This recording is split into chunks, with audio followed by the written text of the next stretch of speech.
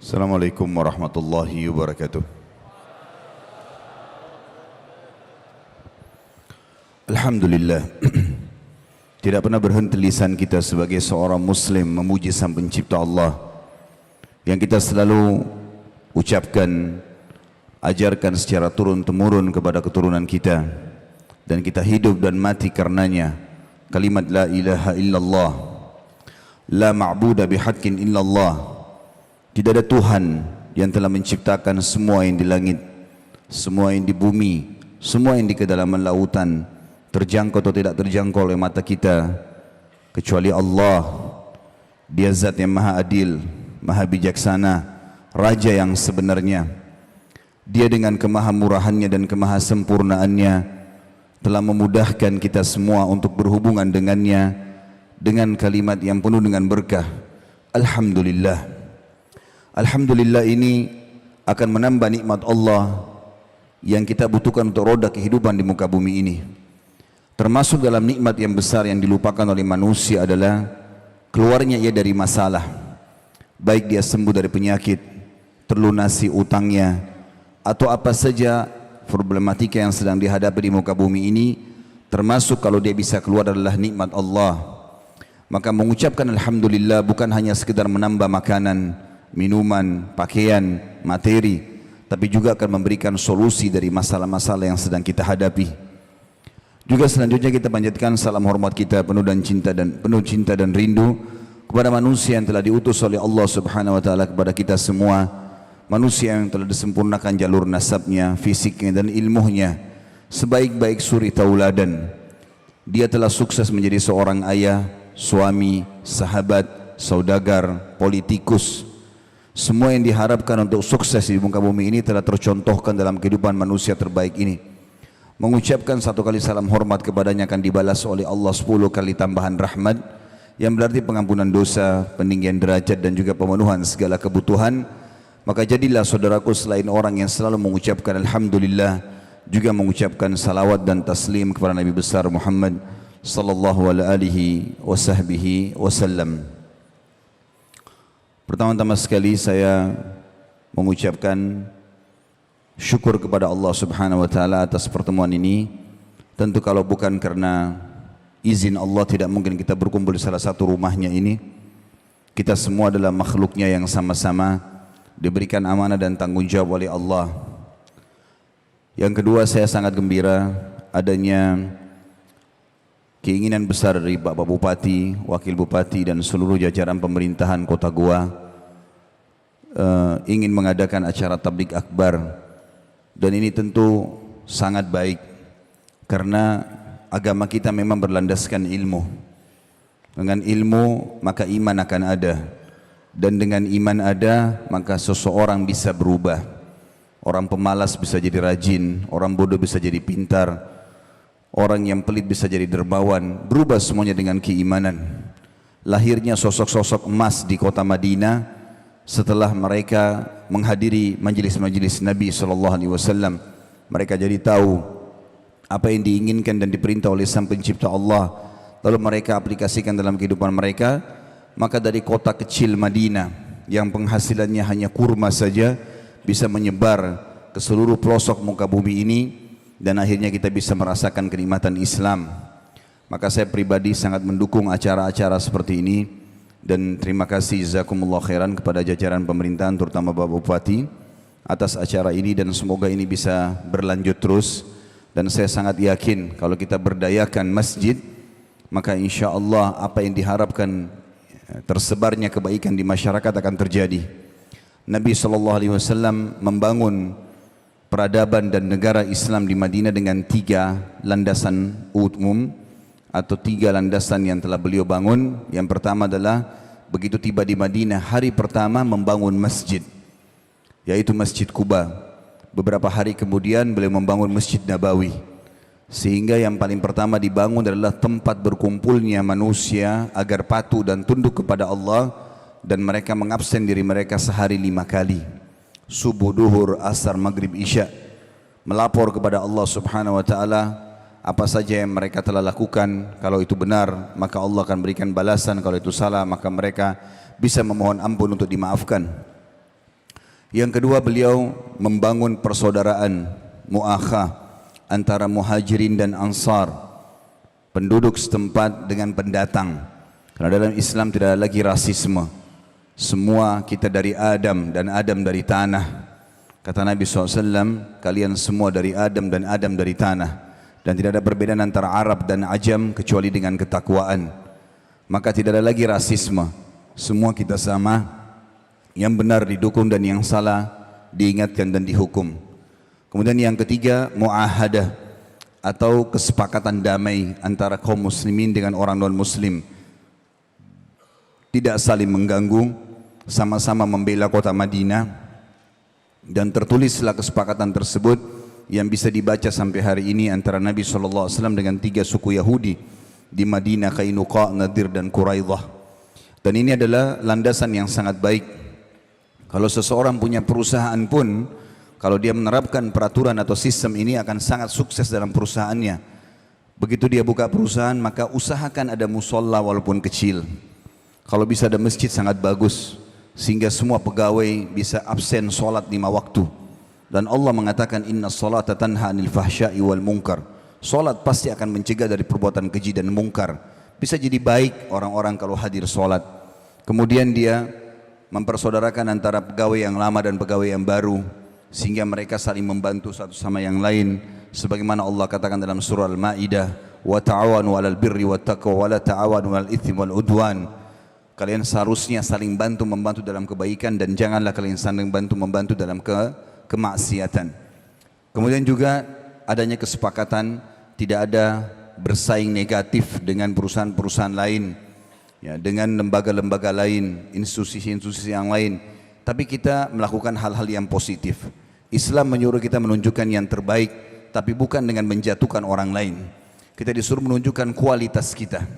Kalau tadi Pak Bupati menyampaikan program-program di Goa, saya berharap mudah-mudahan program itu terus berkembang dan terus saja kita niat untuk kebaikan dan menjadi contoh bagi orang lain. Karena kalau kita menunjukkan kualitas, maka masuk dalam hadis Nabi SAW riwayat Abu Dawud dalam hadis sahih, Inna Allah yuhibbu min abdin idza amila amalan an yutqinahu. Allah sangat cinta dengan seorang hamba kalau dia mengerjakan satu perbuatan dia sangat menguasainya. Jadi kita disuruh pada saat pilkada, pada saat pilpres, pada saat apa saja, kalau institusi lebih kecil lagi, misal pemilihan marbot masjid, muadzin, imam, ketua yayasan, kepala sekolah, apa saja, pimpinan perusahaan, maka kita bersaing positif, menunjukkan kualitas dan bukan kita malah menjatuhkan orang lain. Maka dengan izin Allah Subhanahu wa taala, Allah akan berkahi kualitas itu. Saudaraku seiman, pada kesempatan ini insyaallah kita akan membahas tentang selamat tinggal dunia dan selamat datang akhirat. Ada alasan kenapa saya pilih judul ini sebenarnya. Karena ada beberapa hal-hal dasar yang semestinya kita menyadari tentang keberadaan kita di muka bumi ini. Yang pertama teman-teman sekalian, kita ini manusia bukan makhluk pertama, tapi bahkan kita makhluk terakhir di muka bumi ini. Yang Allah turunkan sebelum kita ada jin, ada hewan-hewan, ada tumbuh-tumbuhan, semua ini sudah ada. Kalau para ilmuwan mengatakan kepada kita bahwasanya mereka menemukan fosil hewan sekian miliar tahun, itu bukan mustahil. Karena pada saat Adam alaihissalam, ayah kita semuanya diciptakan oleh Allah di langit sana dari tanah, maka Allah subhanahu wa ta'ala menyuruh para malaikat untuk sujud, dan pada saat itu iblis sudah ada, dan dia dari golongan jin, dan iblis hidup di muka bumi bersama dengan jin-jin yang lainnya. Jadi manusia adalah yang terakhir. Apapun yang ada di muka bumi ini teman-teman sekalian bukan hal yang baru. Air yang kita gunakan, ini adalah air yang dari dulu digunakan oleh orang-orang sebelum kita. Begitu juga dengan api, udara. Ini bukan hal yang baru. Dan ini, dunia ini diberikan gambaran di dalam agama kita adalah tempat sementara, mampir saja. Kemudian kita akan kembali ke akhirat sana. Saya ingin coba mengorek lebih dasar lagi tentang masalah pemahaman berhubungan dengan masalah ini. Saudaraku seiman, apapun di muka bumi ini berpasang-pasangan dan kita sudah tahu itu. Seperti misalnya malam dan siang.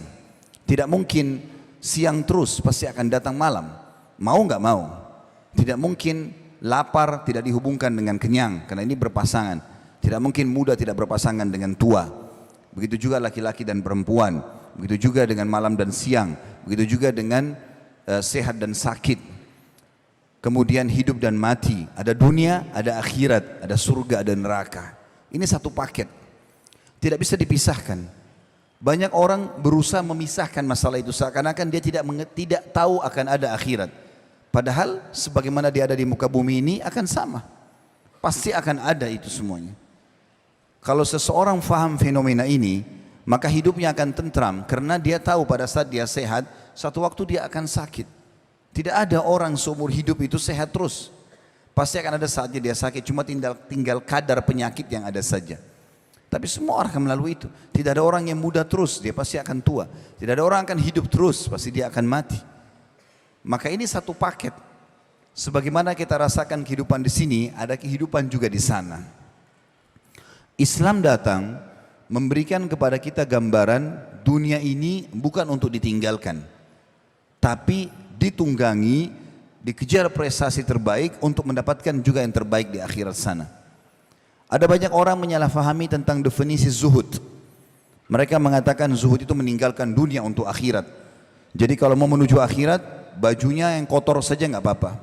Makannya roti kering.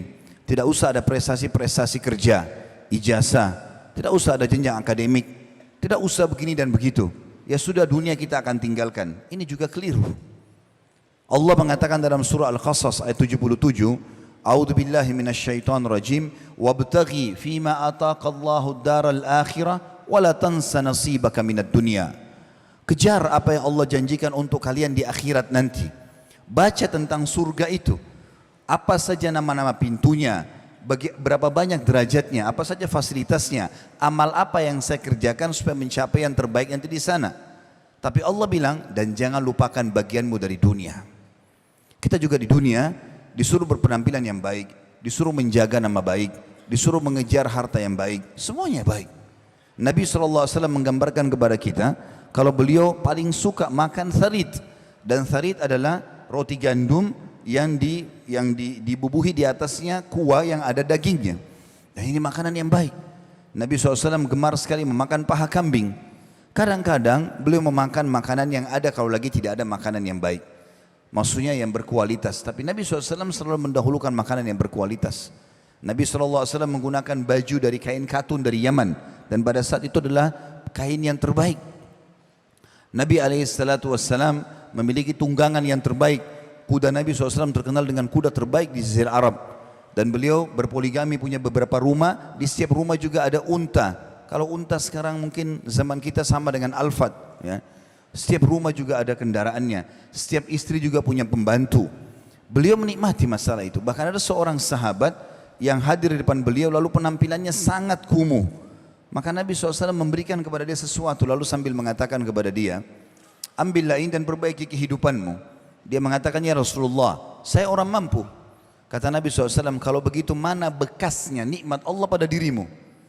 Allah tidak ingin kau kelihatan begini. Penampilan yang rapi lah.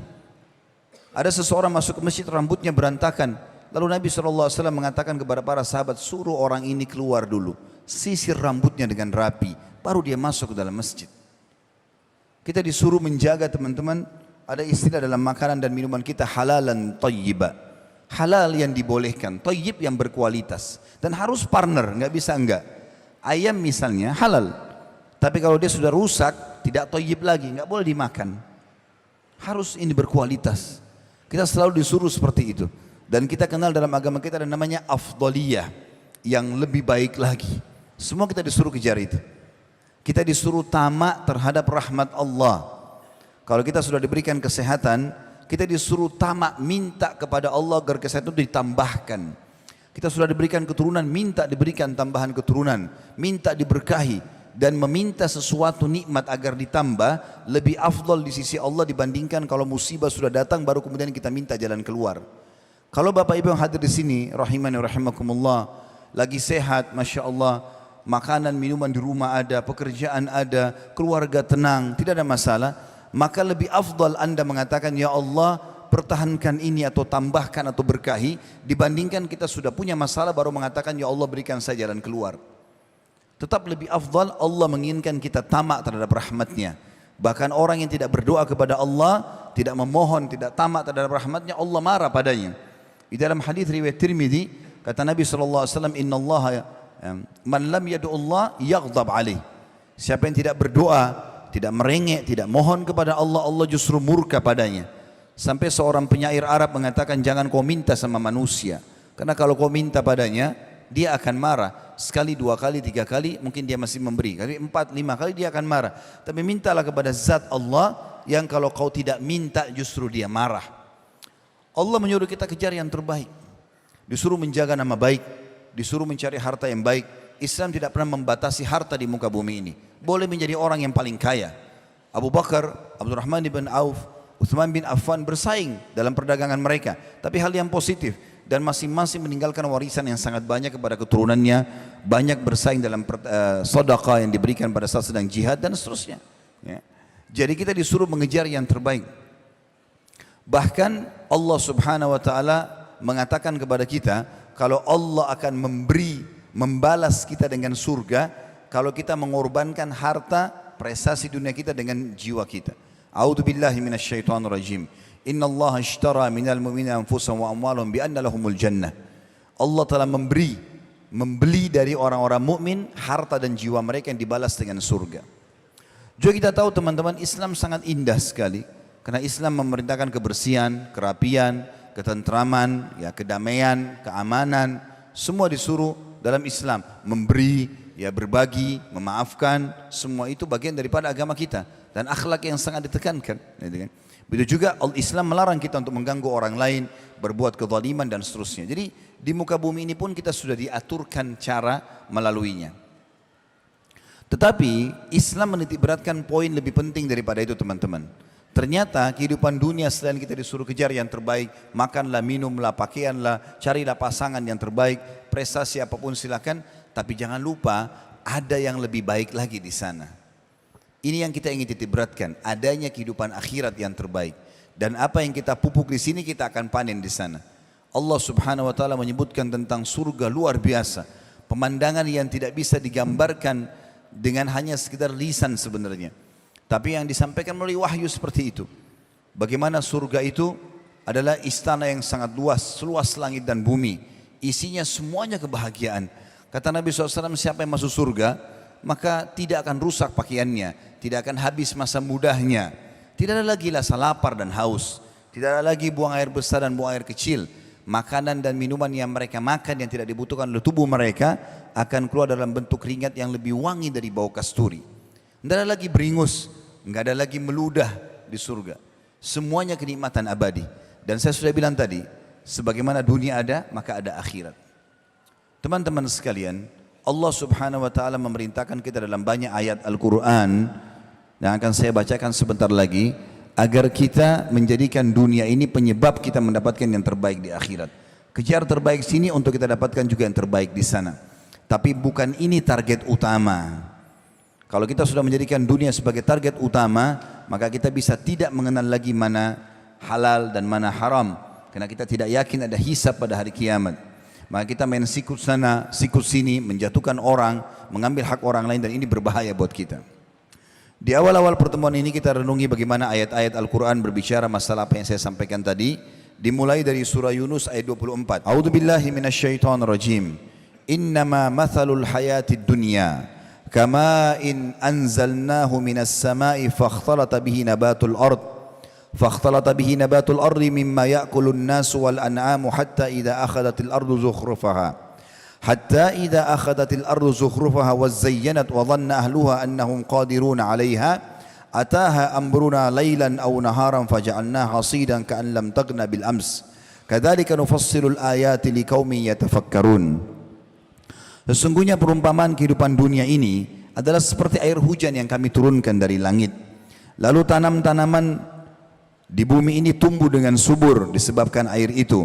Di antaranya ada yang dimakan oleh manusia dan binatang ternak.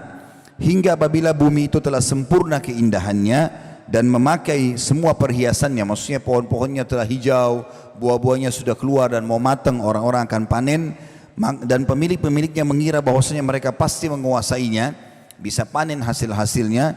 tiba-tiba datanglah kepadanya azab kami di waktu malam atau siang. Lalu kami jadikan tanaman-tanaman laksana tanam tanaman yang sudah disabit, seakan-akan belum pernah tumbuh kemarin. Demikianlah kami menjelaskan tanda-tanda kekuasaan kami kepada orang-orang yang mau berfikir. Dari ayat ini Allah subhanahu wa ta'ala ingin menekankan kepada kita bahwasanya dunia kalian akan lalui dan tinggalkan. Ya, sebesar apapun upaya-upaya yang sudah kita lakukan di muka bumi ini, kita akan tutup nanti dengan kematian. Dan kita akan menuju ke akhirat. Perumpamannya seperti air hujan yang turun dari langit lalu tumbuh tumbuhan kemudian banyak berbuah dan kita ingin ambil hasil panennya, tapi ternyata Allah SWT datangkan bencananya lalu kemudian hilanglah semua itu. Artinya kehidupan dunia ini akan sirna. Sebesar apapun rumah yang kita kejar, ya, sebesar apapun ya, mobil atau sebanyak apapun kendaraan, harta, rumah yang kita miliki, toh juga kita akan tinggalkan. Maka beruntung sekali orang yang memahami masalah ini sehingga mereka menunggangi itu untuk kehidupan akhiratnya. Artinya bagaimana dia menghubungkan antara apa yang dia dapatkan dunia ini untuk dikejar yang terbaik di akhirat sana. Berapa banyak orang kalau kerabatnya datang dari kampung kemudian datang bertamu ke rumahnya, dia tidak pernah ingin meminjamkan kendaraannya misalnya, karena berpikir ya sudahlah ada kendaraan umum pergi saja. Dia tidak berpikir untuk mencari pahala yang bisa dia panen di akhirat dari kendaraan dan kerabat yang sedang datang. Atau dan banyak sekali contoh yang berhubungan dengan masalah ini. Juga Allah subhanahu wa ta'ala memberikan perumpamaan yang lain dalam surah Al-Kahfi ayat 45. A'udzu billahi minasyaitonir rajim. Wadrib lahum mathalal hayatid dunya kama in anzalnahu minas sama'i fakhtalata bihi nabatul ardi fa asbaha shiman tadruhu riyah. Wa kana Allah ala kulli syai'in muqtadira. Dan berilah perumpamaan kepada mereka manusia, kehidupan dunia ini seperti air hujan yang kami turunkan dari langit, maka tumbuh-tumbuhan di muka bumi menjadi subur karenanya, kemudian tumbuh-tumbuhan itu menjadi kering yang diterbangkan oleh angin, dan Allah Maha Kuasa atas segala sesuatunya. Dan cukup banyak ayat-ayat Al-Quran yang berhubungan dengan masalah ini yang menjelaskan tentang masalah akhirat atau masalah dunia. Saya ingin mempertemukan itu semua teman-teman sekalian dengan bagaimana Nabi SAW menggambarkan kepada kita tentang dunia dan akhirat ini. Ada sebuah kejadian di zaman Nabi SAW, beliau pernah melewatin pasar satu hari, kemudian Jabir bin Abdullah radhiyallahu anhu sahabat menggambarkan perjalanan Nabi itu. Beliau mengatakan, anna Rasulullah sallallahu alaihi wasallam marra bis-suqi dakhilan min ba'dil aliyah wan nasu kanafatuhu famarra bi jadhin asakku mayyitin fatanawalahu fa akhadha bi udunihi thumma qala.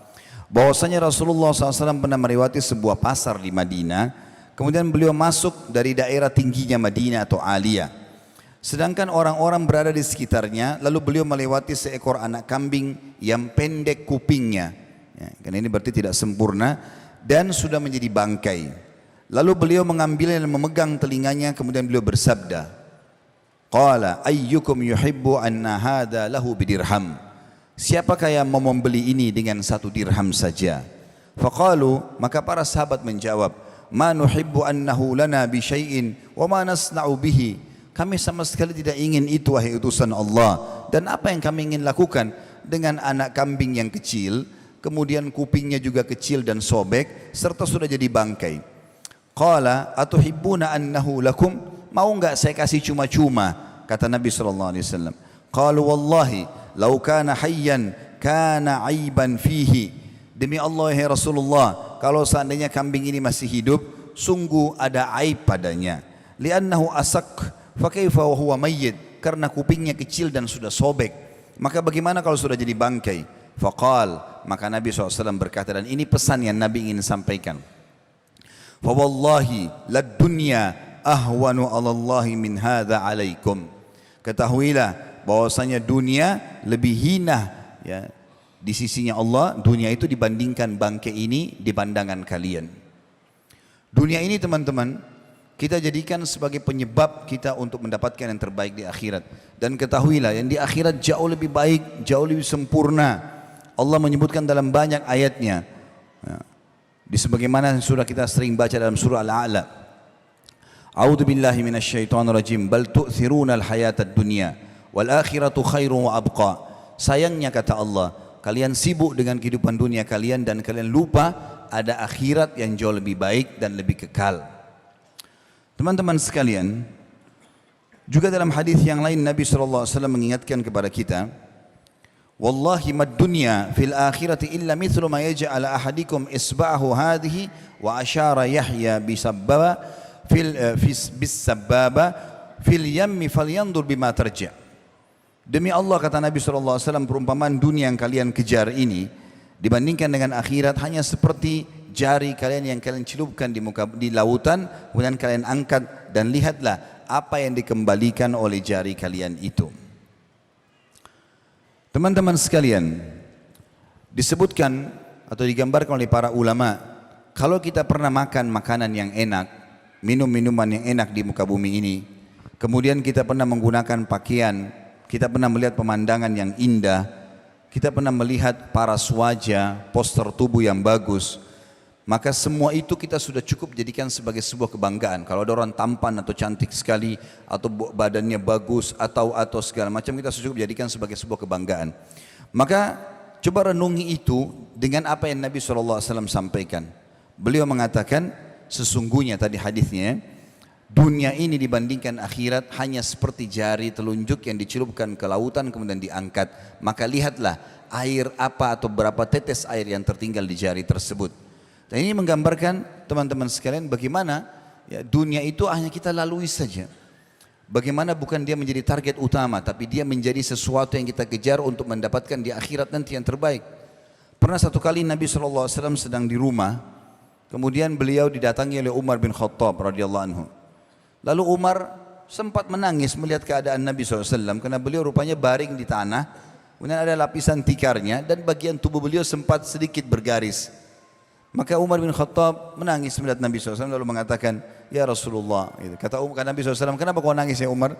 Dia bilang, ya Rasulullah, sesungguhnya Kaisar Romawi, ya, kemudian Kisra Persia, raja-raja mereka, Najasyi di Afrika, mereka punya dayang-dayang mengipas-ipas mereka terus dipan-dipan yang empuk, gitu kan?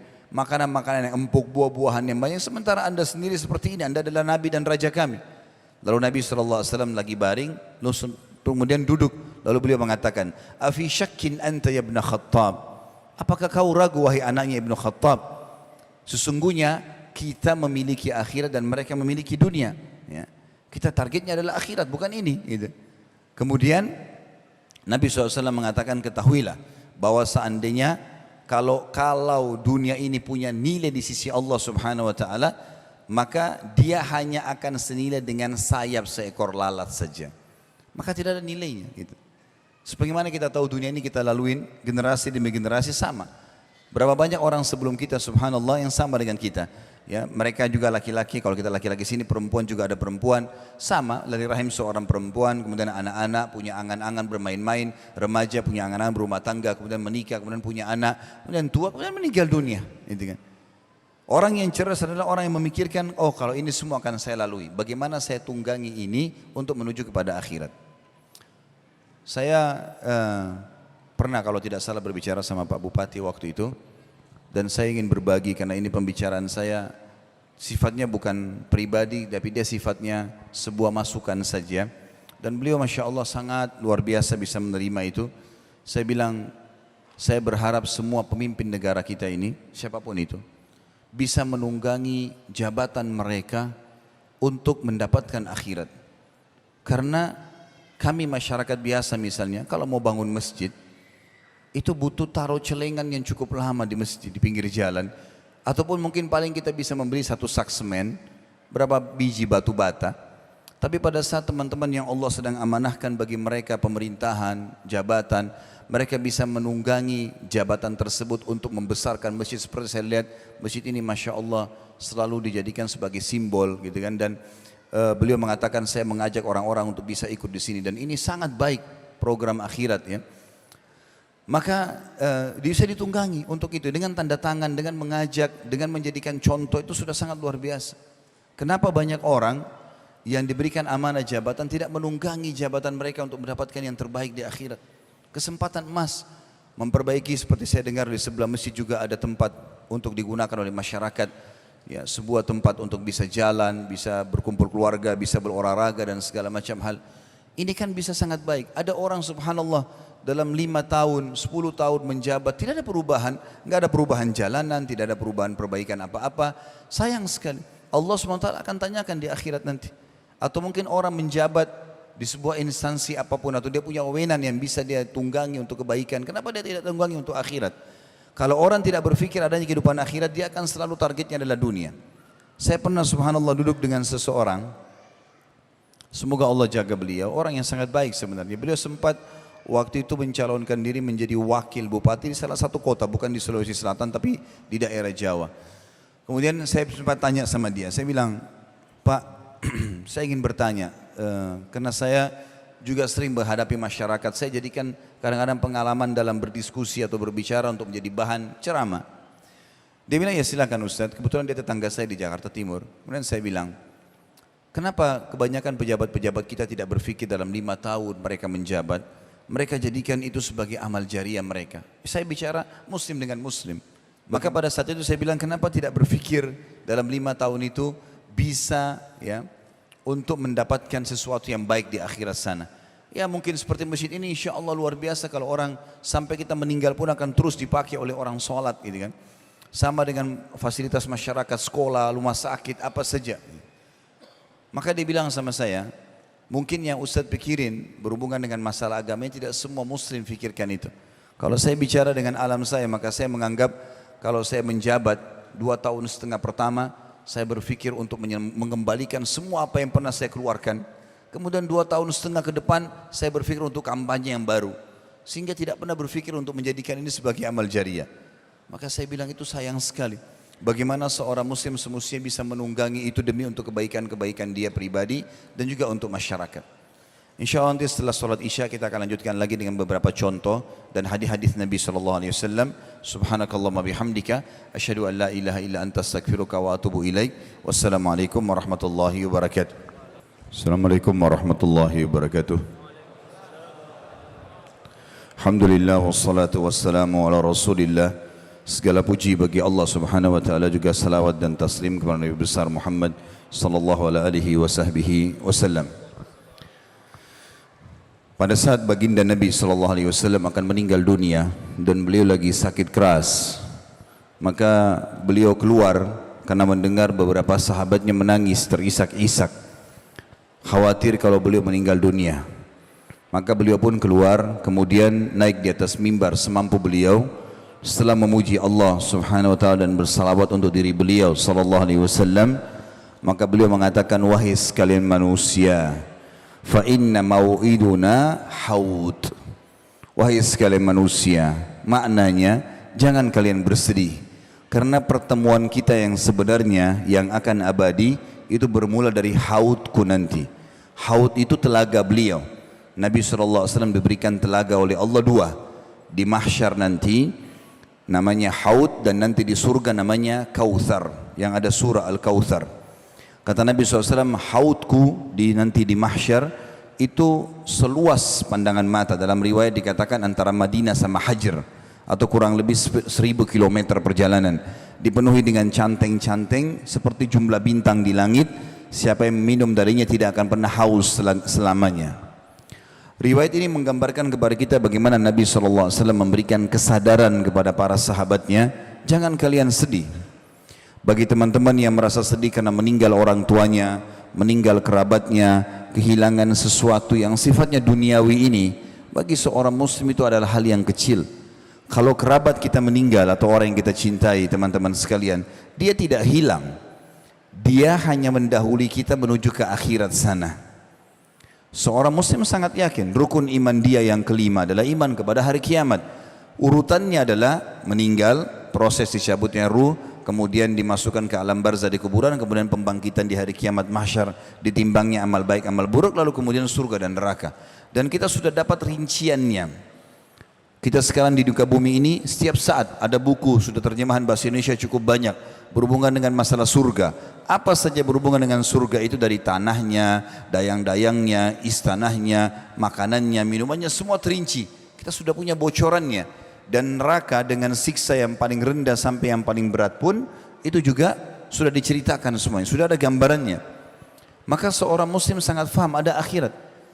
Berarti orang-orang yang sedang kita cintai meninggal dunia itu, mereka sebenarnya tidak hilang, tapi mereka hanya mendahului kita saja.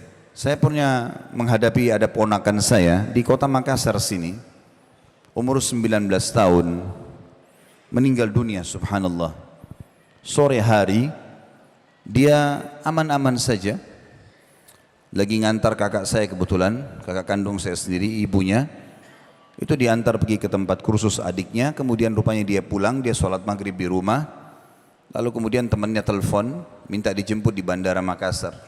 Dia keluar, habis sholat maghrib, begitu keluar dari pintu tol Makassar menuju ke bandara, ditabrak oleh mobil besar, truk, meninggal dunia di tempat. Tidak ada satupun kerabat yang tahu ini berita. Meninggalnya maghrib sekitar jam 6 sore, nanti jam 12 malam baru kami tahu. Saya pun lagi di Jakarta waktu itu, kemudian saya ditelepon oleh salah satu kakak saya juga. Kalau ponakan kita sudah meninggal, saya ambil pesawat pertama dari Jakarta, habis sholat subuh, ke Makassar. Begitu saya tiba di Makassar, di Panakukang Mas, tempat beliau.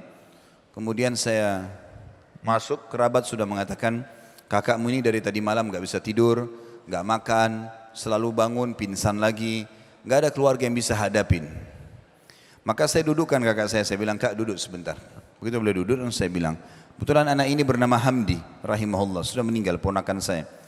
Lalu saya mengatakan, kalimat pertama saya, Hamdi ini tidak hilang. Itu bahasa saya pertama. Karena pemahamannya, kakak saya memahami anaknya sudah hilang. Hamdi ini tidak hilang. Kok bisa? Dia tiba-tiba duduk, lalu dia mengatakan, kok bisa? Bukan dia sudah meninggal? Saya bilang, iya. Sebagai seorang muslim, kita yakin dia tidak ada di depan mata kita sekarang, walaupun sudah dikubur, tapi kita sangat yakin akan bertemu di akhirat. Tidak mungkin tidak. Orang-orang yang meninggal terlebih dulu, seperti ibu kami sudah meninggal, ada paman kami namanya Fulan, saya sebutin nama paman kita si Fulan, nama tante kita si Fulan, meninggal dunia semuanya.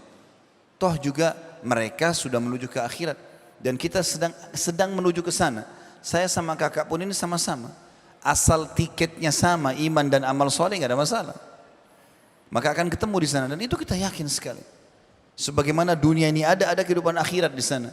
Terbaik kita kerjakan sini, kita akan panen di sana. Faman ya'mal mithqala dzarratin khairan yarah. Siapa yang buat seperti biji sawi dari kebaikan, yarahu, dia pasti akan diperlihatkan atau melihatnya. Wa man ya'mal mithqala dzarratin syarran yarah. Kalau diberhentikan bacanya yarah, tapi kalau dibaca langsung yarahu. Siapa yang berbuat seperti biji sawi dari keburukan, pasti dia akan temukan dan dilihat atau diperlihatkan kepadanya. Alhamdulillah setelah itu beliau jadi faham masalah ini. Juga teman-teman, itu bagi orang yang kehilangan kerabat, kalau ada kehilangan benda, materi, seseorang kalau yakin adanya kehidupan akhirat, jadi ringan buat dia. Karena dia berpikir, oh, orang ini sekarang ambil benda saya tagih dia nggak mau kasih, saya akan ambil di akhirat. Tidak ada sesuatu yang luput. Seorang muslim akan sangat tenang, karena dia yakin ada hadis Nabi SAW, apakah kalian tahu siapa orang yang bangkrut? Kata para sahabat, ya Rasulullah, orang yang tidak ada dirham dan dinarnya, bisnis bangkrut. Kata Nabi SAW, bukan, itu kecil. Yang bangkrut sebenarnya adalah yang datang pada hari kiamat membawa lengkap pahala solat, pahala puasa, pahala zakat, tapi ya dia datang dari satu sisi pernah mencaci maki orang ini, pernah memukul orang itu, pernah mengambil haknya orang yang ini, lalu mereka datang menuntut pada hari kiamat. Dan pada saat itu diberikanlah pahala-pahala dia kepada orang-orang yang menuntut ini. Kalau habis pahalanya, sudah dibayar-bayarin utang dia, gitu kan, kesalahan-kesalahan dia selama dunia tidak sempat dia minta maaf, maka akan diganti, akan diberikan dosa-dosa orang-orang yang menuntut dibebankan kepada dia. Maka dilemparlah dia ke neraka sejauh timur dan barat. Seseorang muslim sangat yakin teman-teman sekalian, kalau ada hak kita yang sedang diambil oleh orang lain, kita sudah minta di muka bumi ini, tidak juga bisa kita dapatkan, dengan cara dia memanipulasi data-data tersebut, tetap kita akan panen dalam bentuk pahala pada hari kiamat. Hasan Basri rahimahullah pernah dicaci maki dan digibah oleh seseorang, lalu kemudian dia baru mendapatkan satu tangkai kurma yang sangat segar, kemudian dia antar ke rumah orang tersebut yang menggunjing dia, diantar ke rumahnya, lalu kemudian dia mengatakan, ini balasan terhadap kau telah memberikan kepadaku pahalamu, maka aku ganti dengan kurma ini. Seorang mukmin tahu betul tentang ada kehidupan akhirat dan membuat dia tentram. Benda apapun luput tidak ada masalah. Terlebih lagi kalau kita fahami lebih jauh lagi, kalau ada sesuatu yang kita harapkan dan belum kita dapatkan berarti belum rezeki kita. Hasan Basri berkata rahimahullah tentang masalah kenapa anda bisa zuhud di dunia, bagaimana bisa anda ini selalu akhirat targetnya. Dia mengatakan karena saya sangat tahu kalau ya, Allah telah membagi rezeki dan tidak akan pernah rezekiku diambil oleh orang lain. Gak ada ceritanya orang lain makan kemudian itu berarti punya saya yang diambil sama dia. Memang sudah rezeki dia.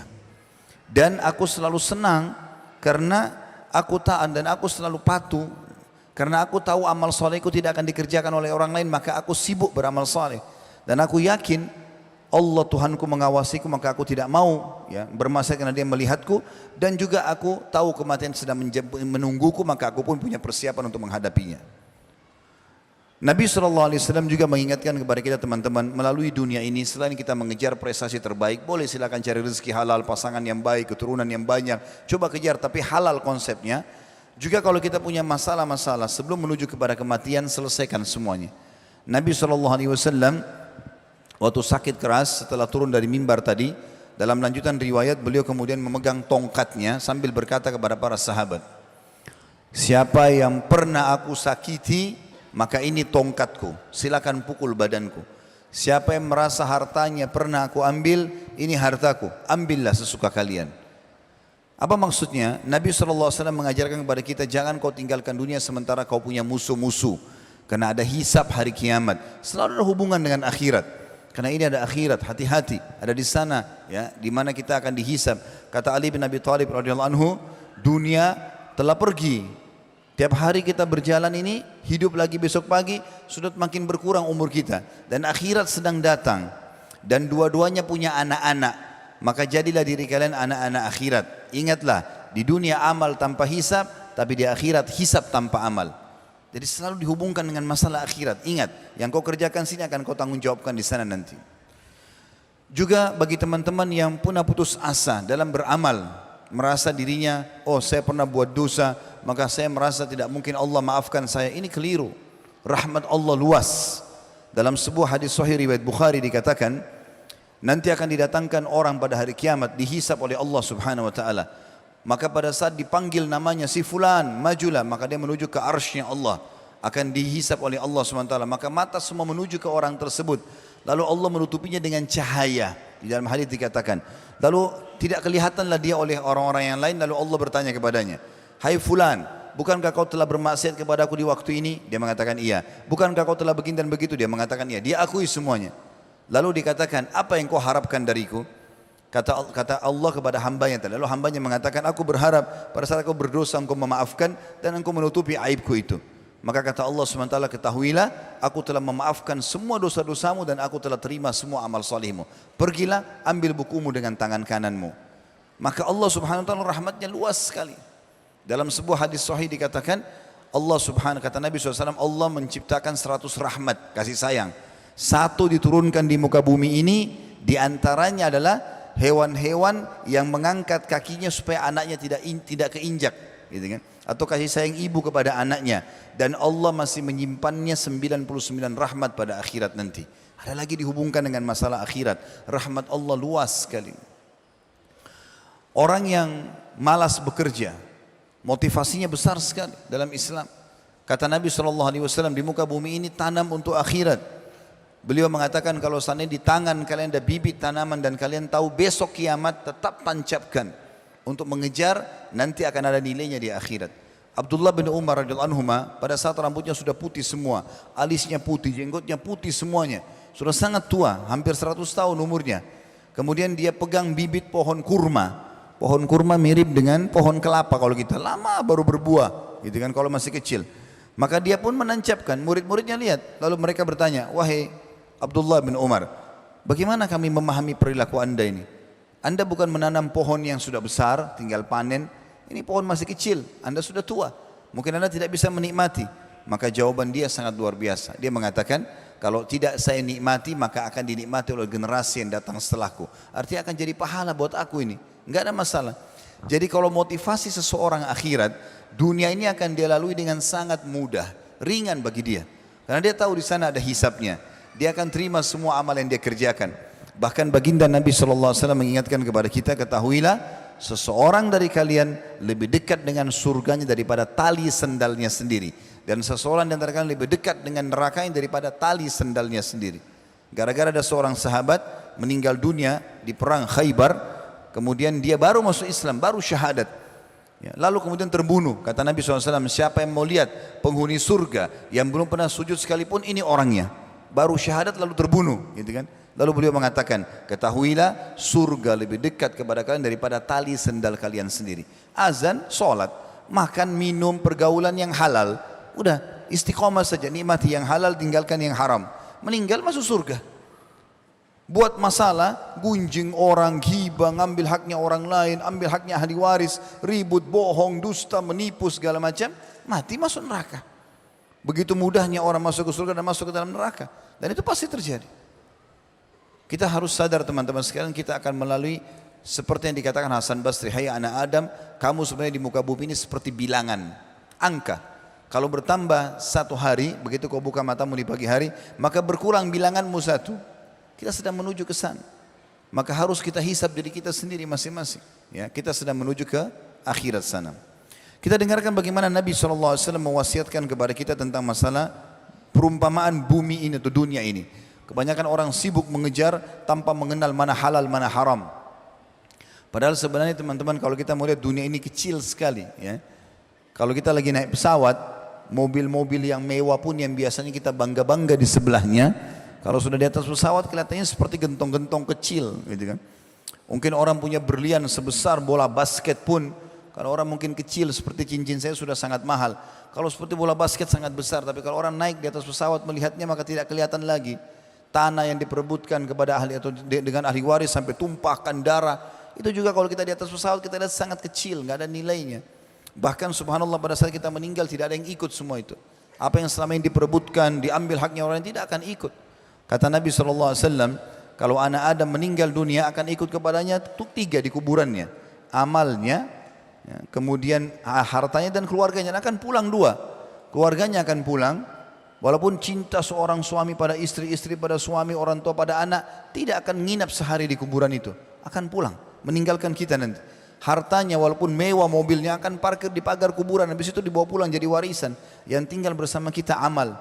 Lihat bagaimana Islam datang memotivasi, ada akhirat, kejar di sana.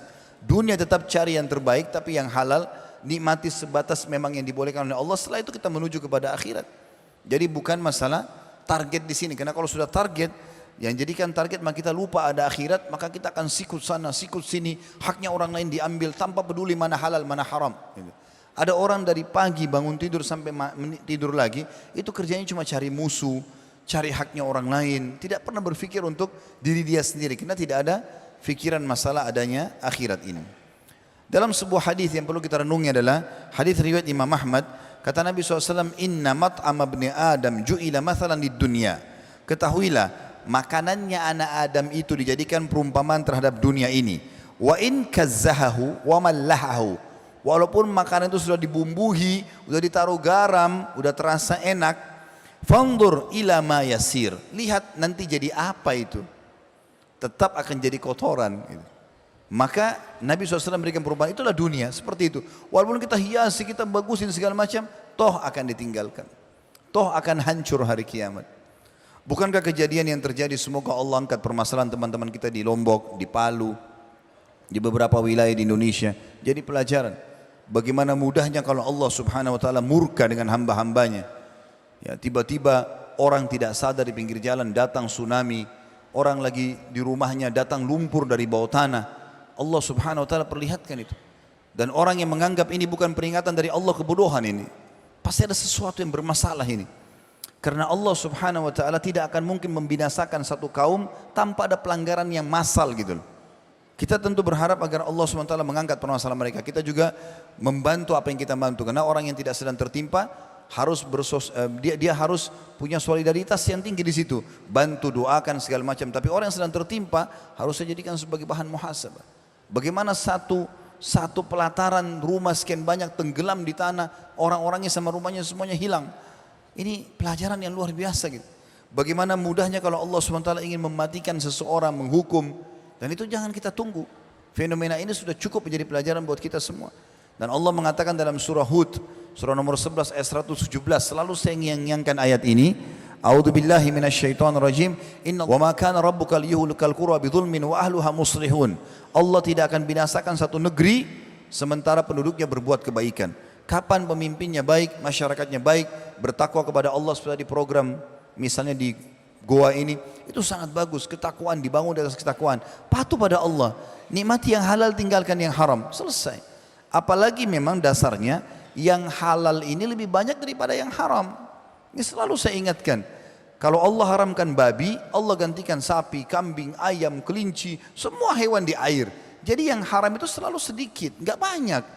Allah haramkan khamr, nggak boleh minum minuman keras, tapi Allah ganti dengan sirup, madu, air putih, banyak yang lain. Kalau Allah berikan kita hawa nafsu, mau makan daging, kemudian Allah haramkan semua daging, wajar orang melanggar. Ini enggak, dikasih kok silahkan, gitu kan? Makan silahkan, minum silahkan, tapi yang ini ya, yang haram itu cuma sebagai cobaan saja. Kalau ada yang bertanya, lalu kenapa Allah ciptakan babi Ustaz? Untuk apa? Itu Allah haramkan, karena manusia suka bertanya.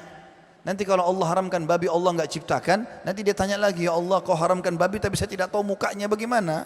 Kan gitu. Maka Allah bilang ini loh babi, bahasa Indonesianya babi, bahasa Inggrisnya ini, bahasa Arabnya ini, jangan dimakan ya, haram. Ini yang lain. Jadi banyak gantinya. Lalu untuk apa teman-teman sekalian? Juga dalam hadis yang lain disebutkan bahwasanya hadis ini hadis sahih riwayat Imam Ahmad, anna Dahhak bin Sufyan radhiyallahu anhu anna Rasulullah SAW qala lahu, bahwasanya Dahhak bin Sufyan radhiyallahu anhu berkata, Nabi SAW telah bersabda kepadanya, ya Dahhak, ma ta'amuk, wahai Dahhak, makananmu apa? Qala ya Rasulullah, al-lahm wal laban, yang rutin saya makan daging sama minum susu. Qala thumma yasiru ila madza, kemudian setelah itu jadi apa makananmu dan susumu tadi itu? Qala ila ma qad alimta, tentu terjadi apa yang sudah anda ketahui ya Rasulullah. Maksudnya adabnya dia tidak mau bilang jadi kotoran, karena di hadapan baginda Nabi SAW, maka dia katakan akan menjadi apa yang anda tahu. Maksudnya jadi kotoran, daging akan jadi kotoran, susu juga akan jadi kencing gitu kan. Qala fa inna Allah ta'ala daraba ma yakhruju bi ibni Adam mathalan di dunia. Ketahuilah Allah memberikan perumpamaan dunia ini ya bagi anak Adam seperti yang keluar dari kotorannya tadi, atau seperti keluar dari makanannya tadi. Di dalam riwayat Imam Muslim yang lain kata baginda Nabi SAW, yaqulul abd mali mali, banyak sekali hamba mengatakan hartaku hartaku, tanpa dia berfikir dari mana sumbernya. Innama lahu min malihi thalath, padahal hartanya cuma berfungsi 3. Ma akala fa'afna, apa yang dia makan lalu kemudian jadi hilang, jadi kotoran atau energi. Au labisa fa'abla, atau dia pakai kemudian akan rusak juga bajunya.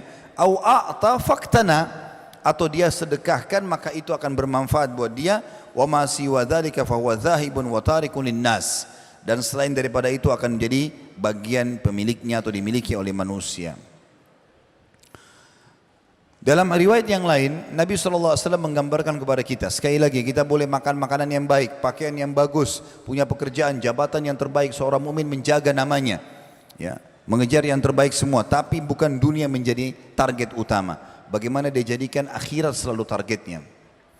Dalam sebuah riwayat yang sahih, Nabi SAW bersabda, riwayat Imam Bukhari, kun fid dunya ka'annaka gharibun aw abirun sabil, aw abiru sabil. Jadikanlah dirimu di dunia seperti orang asing atau hanya orang yang lewat saja. Wa'ud li nafsika wa'udda nafsaka min ahlil kubur, dan persiapkan dirimu akan menjadi penghuni kubur.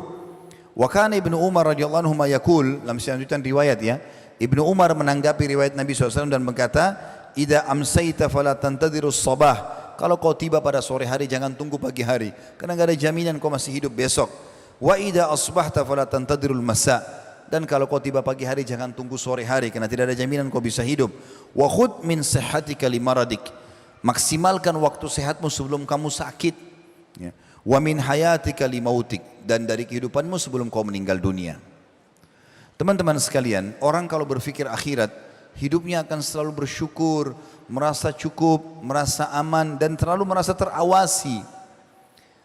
Abdullah atau Umar bin Khattab radhiyallahu anhu Umar bin Khattab pernah satu kali jalan ke padang pasir. Rupanya dia temui satu orang badui, pengembala kambing, Muslim. Maka Umar bin Khattab tidak dikenal oleh orang tersebut, dia tidak tahu siapa orang ini. Maka berkatalah Umar, hai pengembala kambing, kami musafir, lagi jalan, butuh kambing. Bagaimana kalau kambingmu kami beli? Maka kata pengembala kambing tersebut, wahai saudaraku, aku hanya pengembala, ini kambing bukan punyaku, ada pemiliknya, saya cuma diamanahkan saja. Lalu Umar bin Khattab ingin memancing, ini orang ilmu imannya sampai enggak, beriman enggak tentang akhirat nih. Kata Umar, begini saja, kau jual kepada kami, uangnya kamu ambil, nanti kau bilang sama tuanmu dimakan oleh serigala atau hilang, selesai. Tiba-tiba orang tersebut, pengembala kambing ini menangis terisak-isak sampai tidak bisa jawab. Kata Umar, kenapa kau menangis? Jelaskan. Dia nangis terus sampai sudah tenang, baru dia mengatakan, wahai saudaraku, andai saja ya, pemilik gembala ini tidak tahu bagaimana Tuhannya pemilik gembala itu, maksudnya Allah SWT, maka Umar ikut menangis. Bagaimana orang di padang pasir, pengembala kambing, orang miskin, bisa karena akhirat terkontrol, tidak mau menjual sembarangan yang bukan milik dia. Maka keesokan harinya Umar bin Khattab pun mengirim uang untuk membebaskan budak tersebut. Bagaimana akhirat ini teman-teman mendorong orang untuk menjadi lebih berprestasi, lebih bersosial. Kalau orang targetnya dunia, nggak ada sosialnya. Selalu pikirannya kalau cuma dunia, saya dapat apa manfaat dari orang ini. Setiap orang minta pertolongan, yang paling pertama bayar berapa, tujuannya apa, saya bisa dapat manfaat apa. Tidak, bukan itu. Orang kalau berpikiran akhirat, target utamanya ini kesempatan orang mau minta tolong, maka saya akan dapat pahala dari dia. Itu target utama. Maka berbeda, orang akhirat beda targetnya dengan dunia, gitu kan? Dalam sebuah kisah dikatakan Umar bin Khattab radhiyallahu anhu pernah keluar di malam hari, jalan-jalan.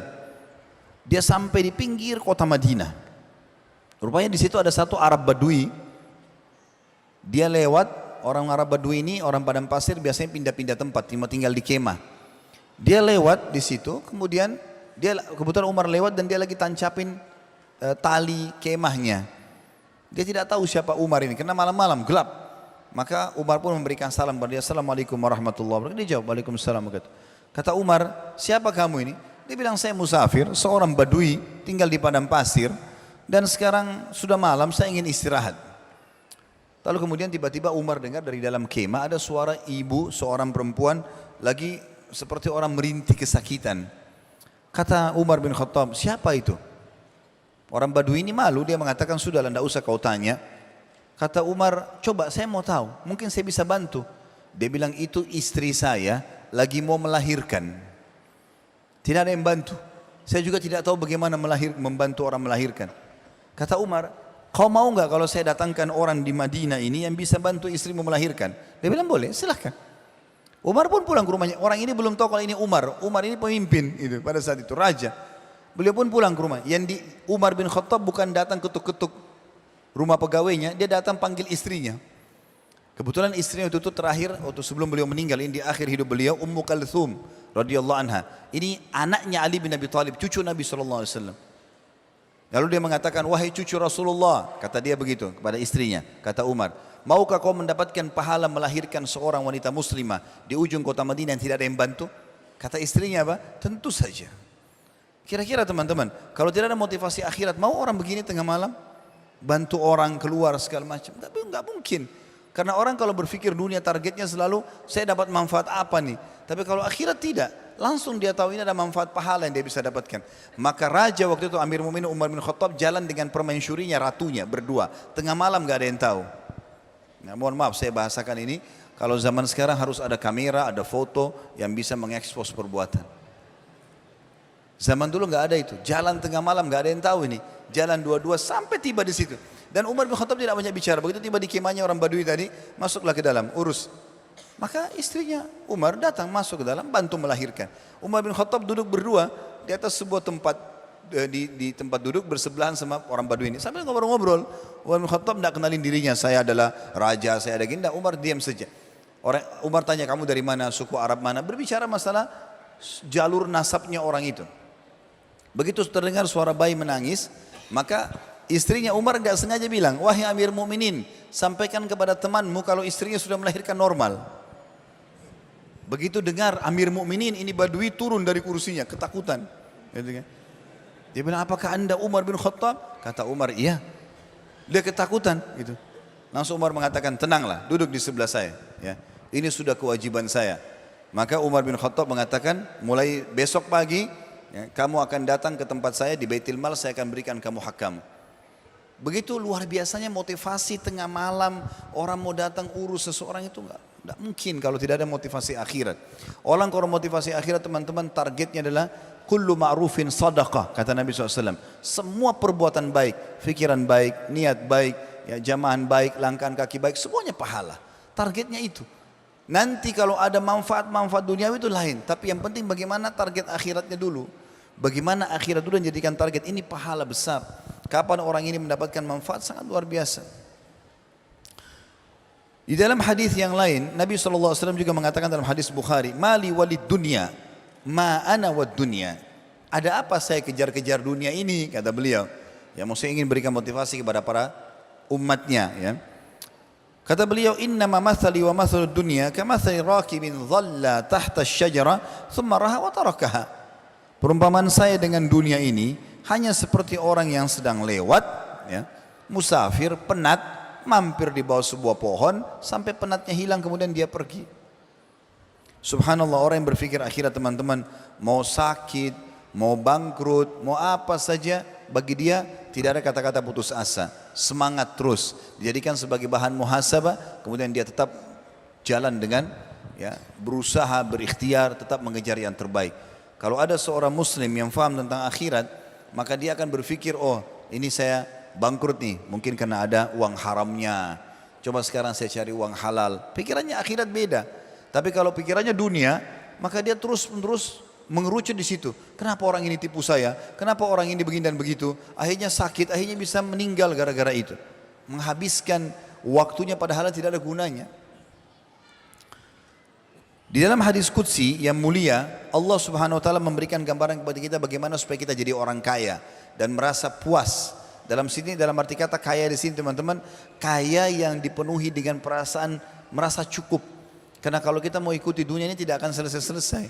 Kita punya satu mobil, kita pengen dua mobil punya 10 mobil, pengen terus menerus tidak selesai-selesai. Maka kata kuncinya, hadis qudsi, Nabi SAW bersabda, Allah berfirman, ya ibna Adam, tafarraq li ibadati, amla sadraka ginan, wa asuddu faqrak. Wahai anak Adam, kata Nabi SAW, Allah berfirman, wahai anak Adam, lowongkan waktumu untuk beribadah kepadaku. Azan, hayya ala salat, hayya ala falah, salat. Ada waktunya puasa, puasa. Waktunya baca Quran, baca Quran. Silaturahim keluarga, bakti orang tua, bantu sesama dan seterusnya. Ya. Maka aku akan penuhkan dadamu dengan kekayaan. Selalu merasa semua ini cukup bagi dia. Dan aku akan menutup semua sifat atau kemiskinanmu. Wa illa tafa'al, kalau kau tidak lakukan itu, tidak ada waktu untuk ibadah, maka mala'tu yadaika syughla. Aku akan padatkan kedua tanganmu dengan kegiatan-kegiatan yang membuat kau sibuk, tidak selesai-selesai. Walam asuddu faqrak, dan aku tidak akan pernah menutup kemiskinanmu. Di dalam hadis yang lain, mirip dengan ini hadis riwayat Ahmad juga dan hadis Ibnu Majah, kata Nabi SAW, man kanatid dunya hammuhu atau hammahu farraqallahu alaihi amrah. Barang siapa yang dunia saja targetnya, tidak ada urusan akhirat. Tadi saya kasih contohnya, selalu kalau ada orang minta tolong, saya dapat manfaat apa, saya dibayar berapa, tidak ada urusan akhiratnya. Dunia saja, maka Allah akan memecah belah perkara-perkara hidupnya. Jadi akan banyak kesibukan yang tidak selesai semuanya. Ini enggak selesai, itu enggak selesai, ini enggak selesai. Wa ja'ala faqrahu baina ainai, dan Allah akan berikan kemiskinan di depan matanya, selalu enggak cukup. Biar badannya sehat, kendaraannya sudah ada, istrinya sudah ada, suaminya ada, anak tetap kurang. Maka Allah jadikan kemiskinan di depan matanya. Walam ya'tihi minad dunya illa ma kutibalah, dan tidak ada yang sampai kepadanya dari dunia kecuali apa yang sudah dicatatkan untuknya. Wa man kanatil akhiraniyatuhu, siapa yang terbalik akhirat targetnya, jama'allahu amrah, Allah akan menyelesaikan perkara-perkara hidupnya. Ini dia kerjakan, finish, selesai. Ini selesai, ini selesai, tuntas semua. Wa ja'ala ginahu fi qalbihi, dan Allah akan tanamkan rasa kaya dalam hatinya, semua cukup bagi dia. Wa anat wa atathu dunya wa hiya ragimah, dan pasti dunia akan datang kepadanya dalam kondisi terhina. Orang kalau targetnya akhirat, Allah datangkan dunianya dengan sendirinya. Seperti pepatah mengatakan, kalau kau kejar dunia, akhiratmu luput. Tapi kalau kau kejar akhiratmu, duniamu akan ikut. Jadi kalau targetnya akhirat, dunia akan datang sendiri. Tapi kalau targetnya dunia, akhiratnya akan hilang. Kemudian dalam hadis yang lain, Nabi SAW mengatakan dalam hadis Bukhari, ta'isa abdud dinar, sungguh rugi dan terhinalah hamba-hamba dinar. Ta'isa abdud dirham, sungguh rugi dan terhinalah hamba-hamba dirham. Ya, ada orang subhanallah apa saja bisa dibeli dengan uang. Tidak ada lagi agamanya, keluarganya, semua tidak ada nilainya bagi dia, yang penting uang. Kata Nabi SAW, terhina. Ta'isa abdul khamisa wa ta'isa abdul khamilah. Ya, ini juga penghinaan bagi orang-orang yang mengejar pakaian, harta-harta benda. In u'tiya radhi, kalau dia dibalas atas perbuatannya dia ridho. Wa illam yu'ta sakhit, kalau tidak dibalas maka dia marah. Ta'isa wantakas, sungguh rugi dan binasalah dia.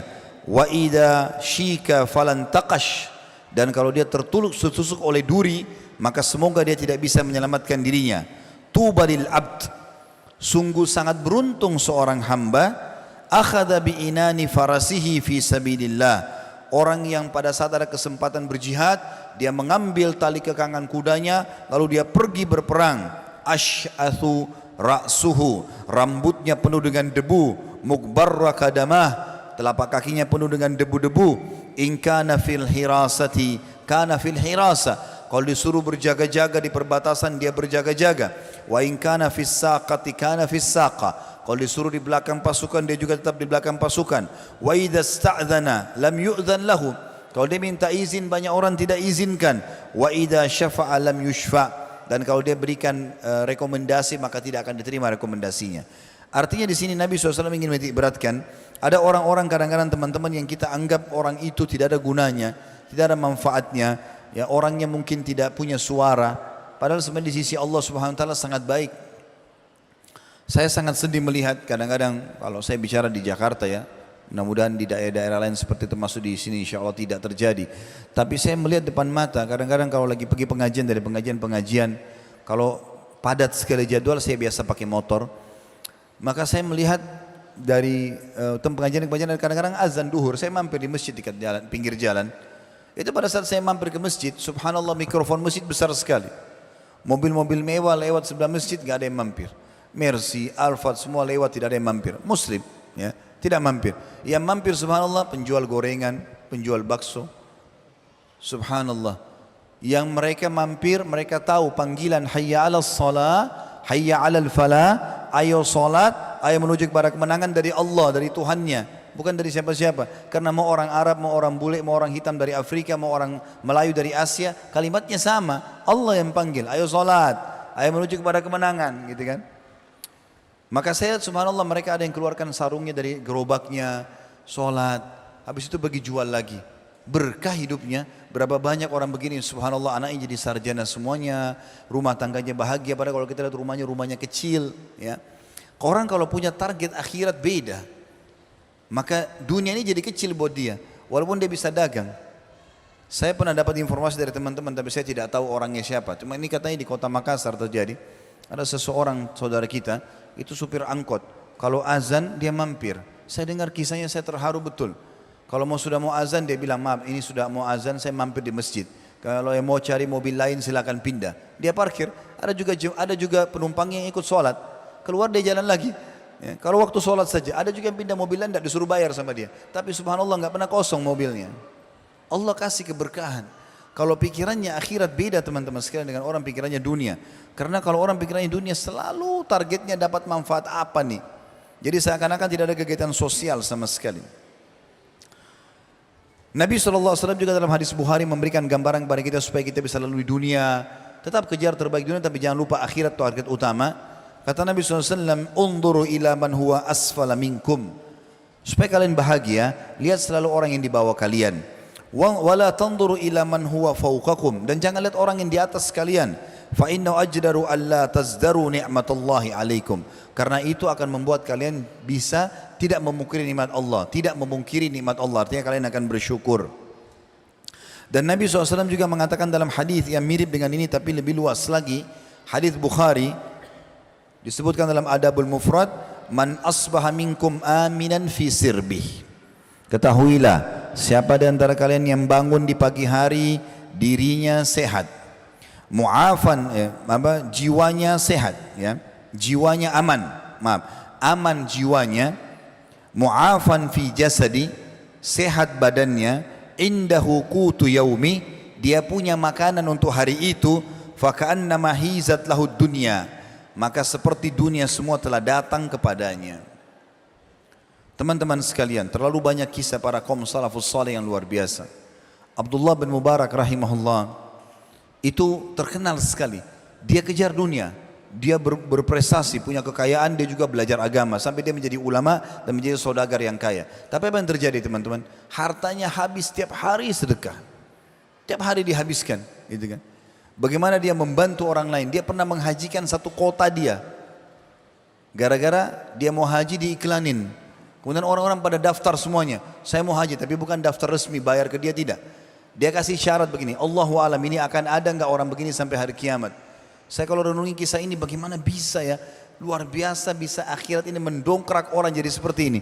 Dia kaya raya, uangnya semua dikumpulin sama dia, terus kemudian dia sudah siapkan semua kuda-kuda, sekian banyak, sekian ribu kuda disiapkan sama dia. Terus di setiap kuda itu ada perlengkapan-perlengkapan, makanan, ya semua perlengkapan orang safar lah, ya. Kemudian setelah dia siapin semuanya, dia target kira-kira satu kota ini berapa banyak orang. Dibeli kuda sebanyak itu sama dia. Memang orang yang kaya raya di Irak. Setelah itu dia iklanin, saya mau pergi haji, siapa yang mau ikut silakan. Orang-orang tahu karena dia ulama besar, orang datang sama dia. Pikirannya pasti bisa dipandu dalam ibadah haji ini. Mereka datang lalu mereka bilang, kami mau bayar berapa ya Abdullah? Kata Abdullah, ada syaratnya kalau kalian mau haji sama saya. Apa itu? Jangan bicara bayaran dulu. Dia nggak bilang gratis. Kalau dia bilang gratis maka orang tidak mau. Jangan bicara dulu harga dengan saya, dia bilang. Kalian ikut sama saya dengan syarat. Kalian naik di kuda-kuda saya ini, makan makanan yang ada, ikut sama saya. Nanti kita hitung-hitungan. Maka orang berpikir karena bukan gratis, nanti bayar, orang ikut semuanya. Kuda-kudanya penuh dengan jemaah haji, dia pergi. Orang makan, orang minum. Pas tiba di Mekah, mereka bilang, kami sudah tiba di Mekah nih. Waktu itu perjalanan lumayan. 3 pekan, hampir 1 bulan perjalanan naik kuda. Tiba di Mekah, mereka bilang, hai Abdullah, kami mau bayar sekarang. Ya. Kata dia, sebentar dulu, kita masih mau haji, makanan masih banyak. Sudahlah, selesai haji baru kita hitung-hitungan. Kemudian, hitung-hitunganlah. Jalanlah haji tersebut.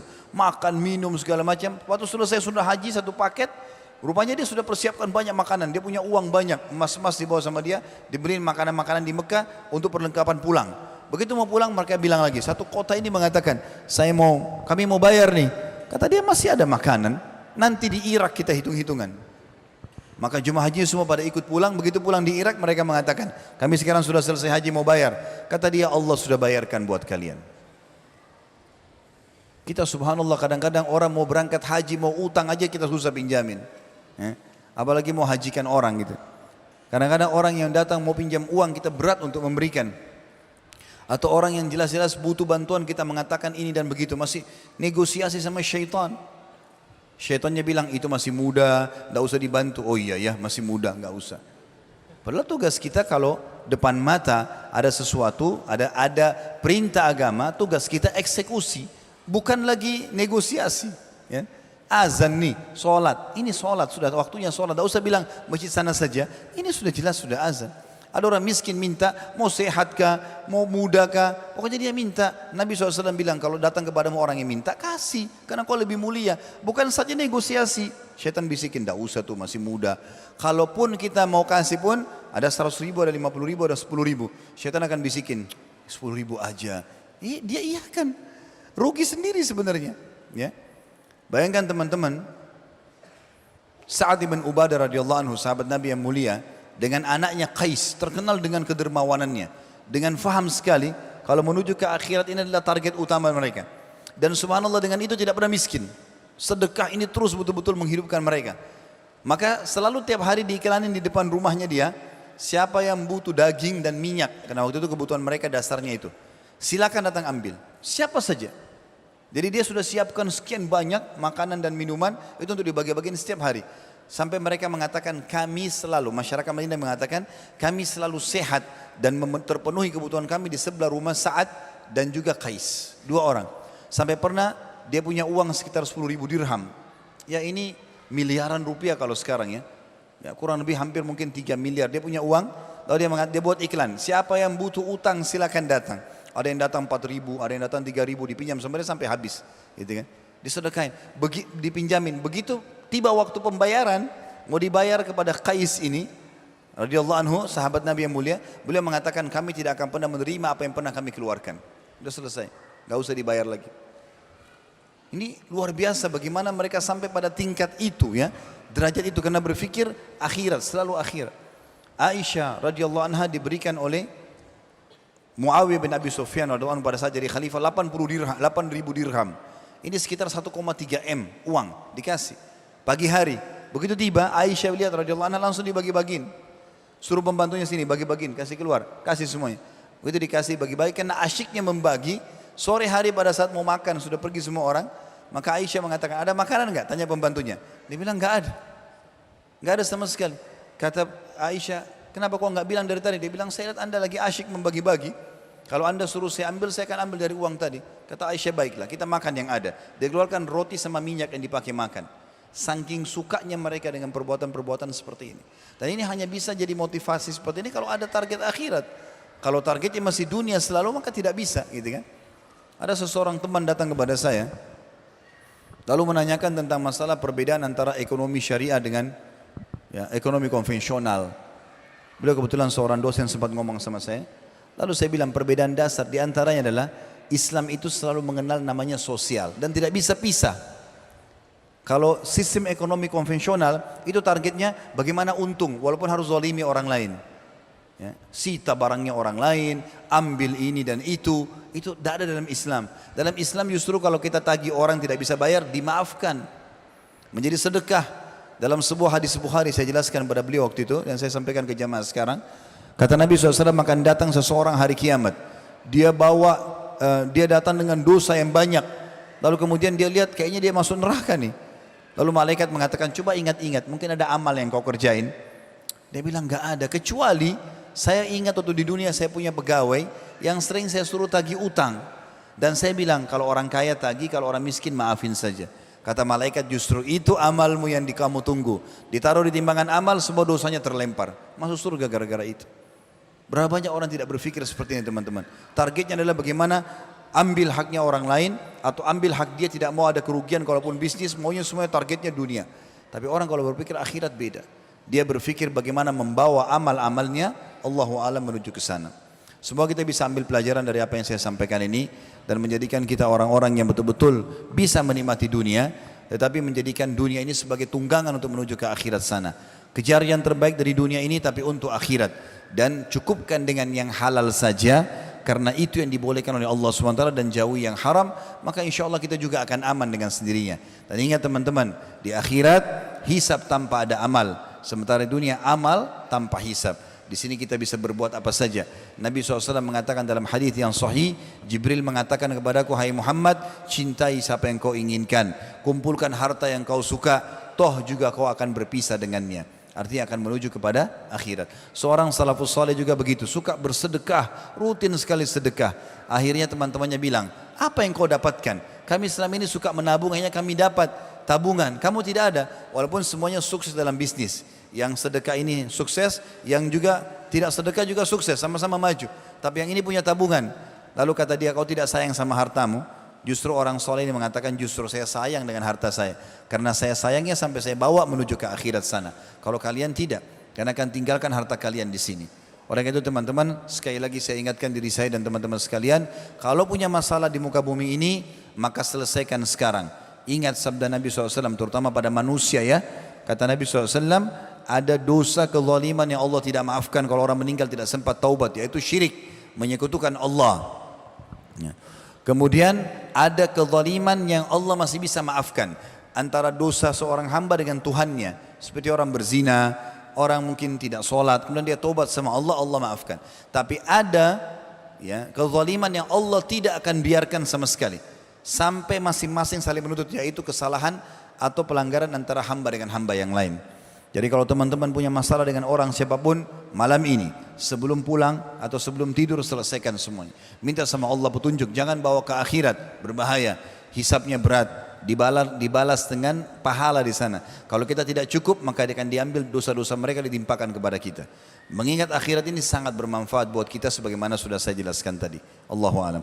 Subhanakallahumma bihamdika asyhadu an la ilaha illa anta astaghfiruka wa atubu ilaik. Wassalamualaikum warahmatullahi wabarakatuh.